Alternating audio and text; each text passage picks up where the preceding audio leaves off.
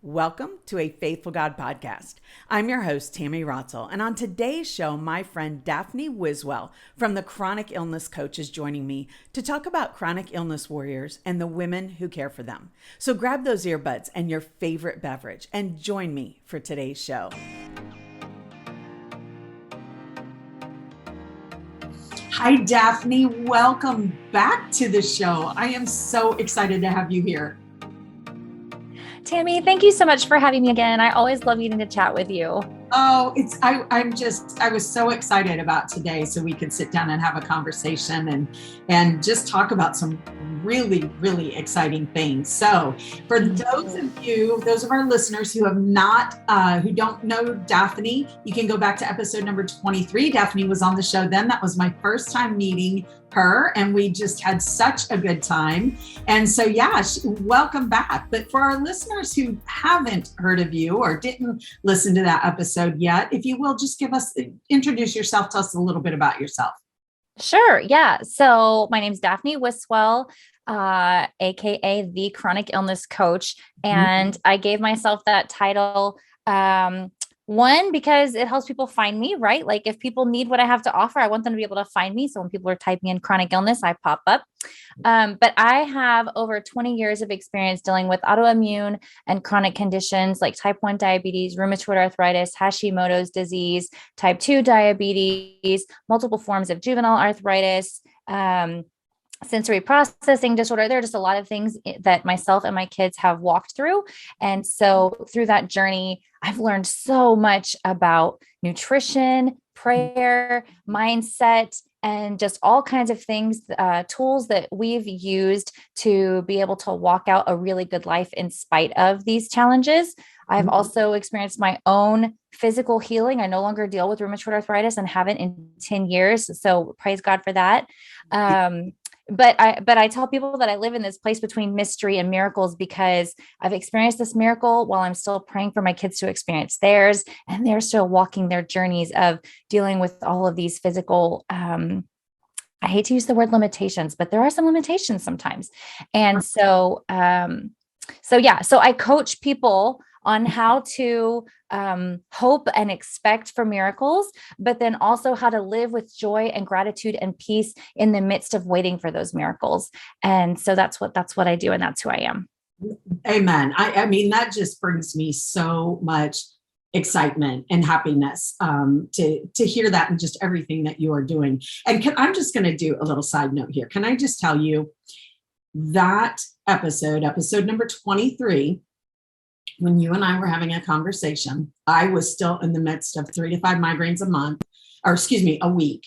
And you actually gave me that hope. You actually opened something up for me in that episode that made me think, oh, I don't have to live the rest of my life like this, that God does want healing for me. And so it was you. And then I had a couple of things after that really started to pivot for me to where I finally was open to receive healing. And I feel like, and would you agree, and we're kind of going off topic here for just a second, but I really believe, because of my own journey, that in order to experience both physical and emotional healing, because let's face it, chronic illness brings on so many different emotions. There's so much that goes into it as well. But in order to achieve that, I really believe we have to be open to it. Would you agree?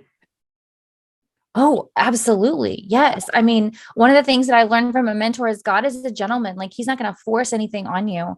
Oh. And so if you're not open to receive something, he's not going to shove it in your face or I don't know. I mean, maybe people get healed without asking for it, but from what I've seen and experienced, that someone has to be open. They have to ask, they have to be willing, they have to participate. And even all the stories in the Bible, it's like, go bathe in the river 7 times, or, put this mud in your, there are all these ways that people participated in the healing that God was inviting them into. So yes, I 100% agree with you. You have to be open in order to receive.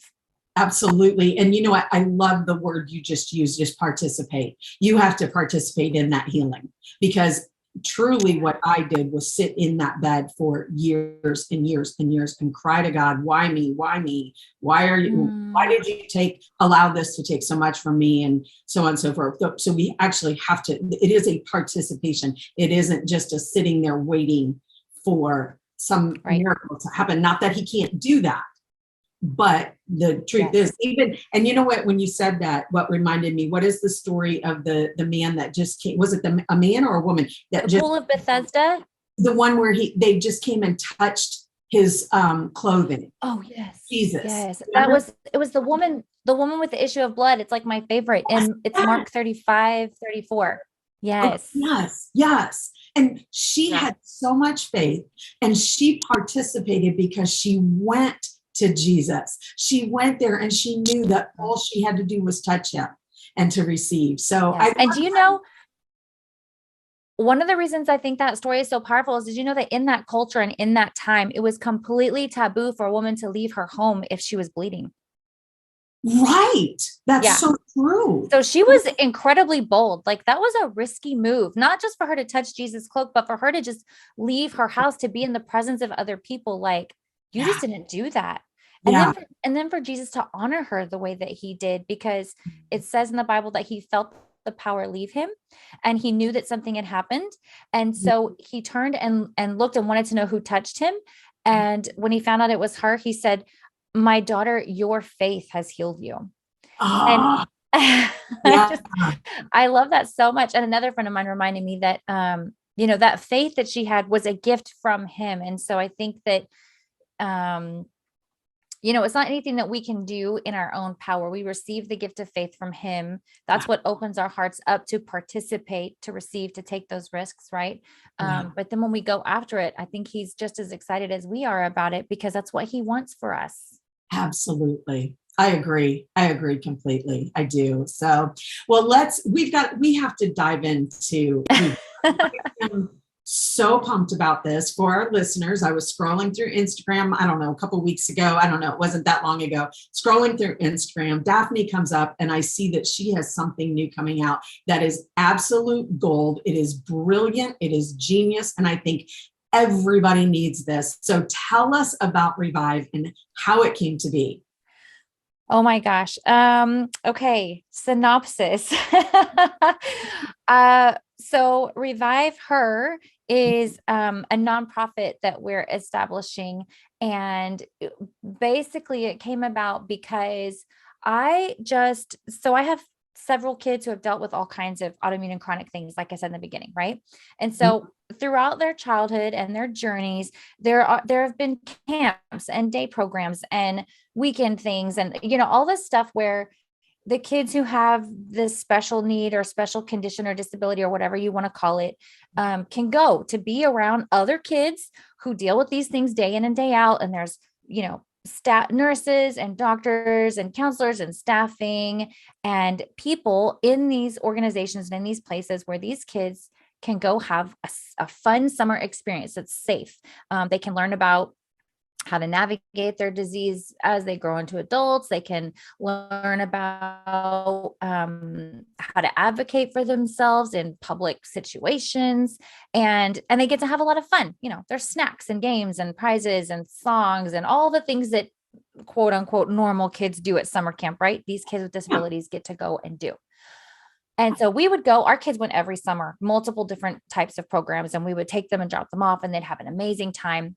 And I would always think, like, what's happening for the parents? There are medical camps for families. Like, there was several for my daughter. It was like for families of kids with arthritis, but it was very like, it's educational, right? Like, this is what's happening in step therapy protocol. This is what's happening with insurance. This is what's happening with these new treatments that are coming out. This is how you empower, lots of information and education. Mhm. But this journey of parenting kids who are dealing with those kinds of things. And I've also had, my grandfather passed away from cancer. My mother-in-law died very suddenly after a coma and a month of us dealing with all kinds of really horrific decision-making things. And, so I've been around taking care of not just my kids, but other people with really serious conditions. Yeah.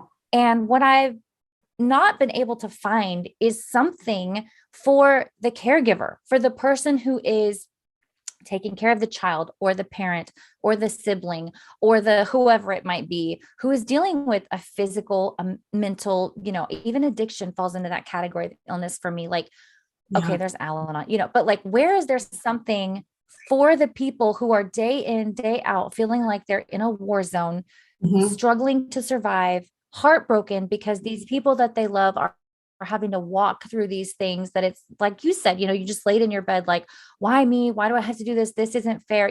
So the people on the outside looking in have the same questions. They have the same fears and worries about that person. And it's, I don't want to say harder because I've been through both. I've had my own, but it's difficult for the person who loves them to watch them go through those things. And so, that I think that's why God gave me the idea for Revive Her. And it's an organization where we are just committed to providing women with unique retreat experiences and spiritual counseling and other resources that they might need as they journey with their loved ones that they care about so much, because we can't fix it. It's not our fault. We didn't cause it, right? But just like the person who's actually dealing with the physical or mental or whatever the illness might be, the person who's caring for them needs their heart tended to. They need a safe place where they can go and be around other women who are on that same journey, who have the same fears, the same worries, the same pain. It's trauma. It's trauma every day. And, it's reoccurring. Like we see a lot of resources for people who have dealt with like, one time trauma, I was in a car accident, or I got shot at, or I got, whatever there are so many different types of trauma, right? But this is like trauma that's occurring over and over and over because you're in relationship with this person, watching them suffer, and there's nothing you can do about it. And so, so Revive is a retreat experience. Our first one is happening in October, where we're going to gather women who relate to everything that I just said, so that we can pray, so that we can reconnect to the heart of God and understand more about his character and who he wants to be for us and who he wants to be for our loved ones that are struggling, and where he is in the midst of all of that, because I think so many times we feel like he's far away. He's not hearing our prayers. He's not answering our prayers. And I just don't believe that's true. And so I'm really excited to see who he brings. And I feel like this October experience, I've had so many people already tell me like, this is just the beginning, right? I'm like, yes, I know. I'm very excited about what God is going to do, because he's the one, he told me about 3 years ago. It's been about 3 years ago. He was like, I want you to start praying for these specific women. And it was women just like me. And so I've been praying for them and asking about his heart for them and what does he want for them and how is he praying for them. And so he's just been showing and revealing more and more to me. And I feel so excited about what he's going to do for these ladies that show up. I don't know. I have tears in my eyes. I've got goosebumps right now. I mean, this is huge. And because I too have a chronic illness, although it's much, much better. I've experienced like so much healing and stuff, but I understand all of going through a chronic illness, the pain of it alone is awful. The physical pain, if that's part of it, the physical pain. The other thing is like you said, you hate to say limitations, but let's face it, our life changes. So having to navigate that.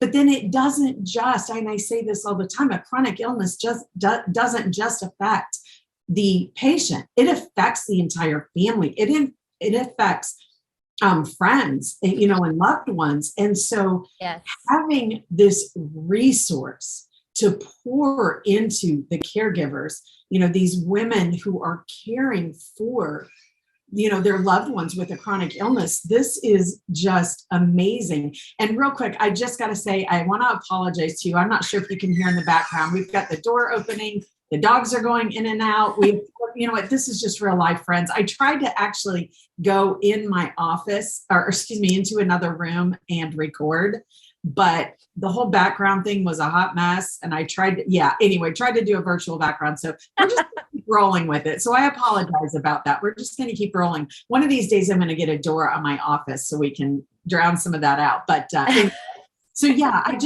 just know what it's like. And I know what my husband went through, what my mom has gone through, what my sister has gone through, both for me and for her own chronic illness. And how just having the support system. I mean, Yeah. like, yeah, this is ringing in my mind too. This is just the beginning. I mean, these women are going to be able to connect with each other and be able to go home and have a support system of people they can reach out to. Hey, I need extra prayers today. Hey, I need you to remind me, because right now God feels so far away. I know the truth. I know that he's not, but I need you to remind me that, we need that. So this is incredible. So tell me some of the things. You did tell me some of it. So they can come in on Friday and stay till Sunday, or they can come just on Saturday. And by the way, I said Revive earlier, and yeah, Revive Her. I apologize, that Revive Her, which I love the name of it. But tell me like a little bit more about what you're going to do in those days and stuff. Okay, yeah. So they can come in on Friday, like you said, and stay until Sunday. The venue is gorgeous. It's a working historical ranch in Texas is where we're going to be this time. There's this big infinity pool, and at night you're just like looking out over like hill country views, and just so peaceful. I wanted it to be a very peaceful atmosphere where I think there's just something about being in nature and experiencing the presence of God. Like, didn't people in the Bible like, okay, I'm going out here. They were always like, they never went into the city to meet with God. They were like out somewhere. He sent them out. Sure. And so, he's everywhere, right? You can meet God on your back patio in Manhattan if that's where you live. But I think there's just something about getting out where you can hear the birds and see the wildlife and the trees rustling and all of that. So it's going to be in a really beautiful, peaceful setting. And there's going to be times of worship, where we're just soaking in the presence and experiencing his goodness. I think that's such a powerful way to just, I think such a release happens just emotionally sometimes because it can be very uncomfortable. I know that for me, it took a lot of practice for me to I'm just going to sit still and just be and experience God's presence and see what he wants for me. And so there are going to be times where we're soaking in worship. And then we're going to have some interactive prayer exercises. There are going to be some workshops where we're going to have some people leading us through some things. And every woman on the team is incredible, has her own story of healing and redemption and walking with someone through painful experiences. And so those women are going to be leading all of the different workshops, and there's going to be food. Of course, we're going to make sure everyone is well fed. I'm big about nutrition, so that's going to be good. And yeah, I just believe it's going to be a great time, very intimate, small group, but this isn't going to be hundreds of people. I think we can fit like 22 or something like that. So we're almost full, but we still have spots open. So I think it's just going to be a great way to foster a really supportive community, because afterwards I'm planning on, whoever comes, opening a Facebook group and having some continued connection and support. And I think it's just going to be an amazing time. Yeah, I think so too. And, I love that you are going to talk about prayer, because I think so often when we're stuck in the muck, I know when we are stuck in the muck, in the hard, in the messy, when we are at our wits' end, we don't always know what to pray or how to pray. And when everything around us feels like it's so out of control, we don't know how to pray confidently. I mean, as a rule, that's something we have to be taught. And I think that's something I talk about with my community a lot and answer. I get a lot of messages, emails, and DMs about this. Timmy, but I don't know how to pray. The Bible tells us we can pray boldly and come before him confidently. I don't know how to do that. And so I just think that is so important. And that component right there, not to mention all the other stuff that you have, but that component right there is what is going to change their life. And again, then all this other stuff with it. So I just, oh my goodness, I just think this is just fire. I think this is incredible. I really, really do. So, so tell us, I know there are a couple different ways that we can support you. First of all, though, how can people sign up to come? We've got a mom listening right now that says, I need this. I've got to come. How can I sign up? Yeah. So they can go to thechronicillnesscoach.co. Mhm. And on the homepage, there's a little button that says retreat with us. And if they click on that, then they can get all the details about how to sign up there. Absolutely. Great. Great. Yep. And I was just over there the other day. So tell us, okay, so for the person that is thinking right now, I want to do that, their medical bills are so incredibly high. Yeah. What can I do? Tell us about that a little bit. Yeah. So we have wonderful people who are giving donations. Thank you, Tammy, for being one of those people who sowed a seed into this ministry. Yeah.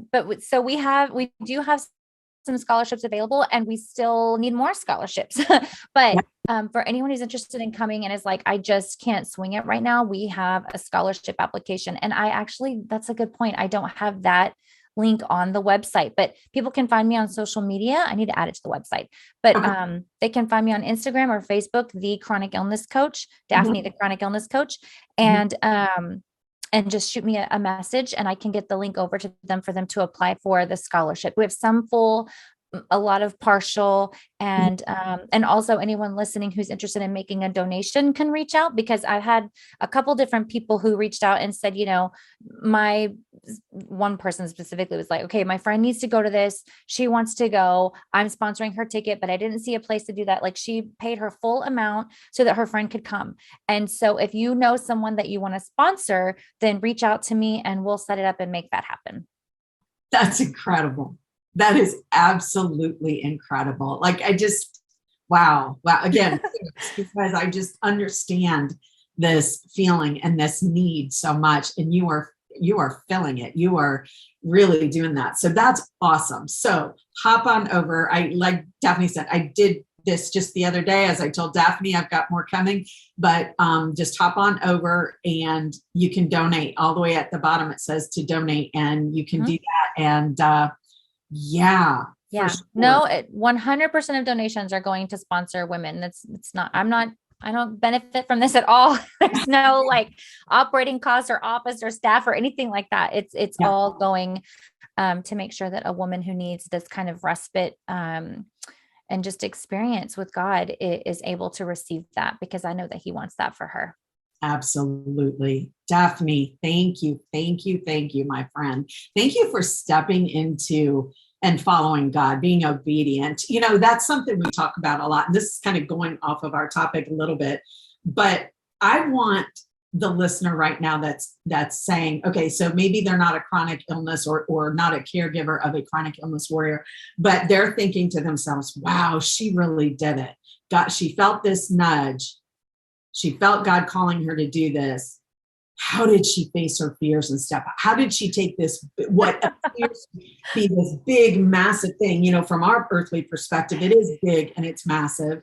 From God's, it's not. It feels that way. It's easy. Yeah. So how did you accomplish that? Again, I know that wasn't in our outline or anything. That's kind of that's fun to talk about, though. Yeah, it's something we talk about all the time. So what did you do to really just step into that and face your fears to do it?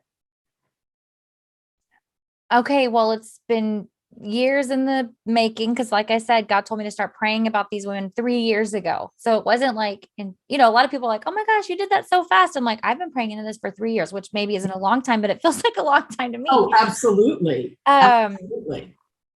And so I think one of the most important steps, and I've learned this about a lot of different dreams that I've gone after, is to tell someone. And to tell someone that you can trust, to not say, well, how are you going to do that? Oh my God, that sounds great. Like, you've got to have people in your circle who are going to be like, hey, none of us know how, and that seems kind of crazy, but girl, we are with you. We are going to pray into that with you. We're going to believe for that with you. We're going to make declarations and just cover you. And so I have an amazing small group of friends who I can share things like this with, and they'll send me messages like, I had this dream and this is what I feel like God is saying about it. Or I was reading this Bible verse and this is what I think God wants you to know. And just so supportive.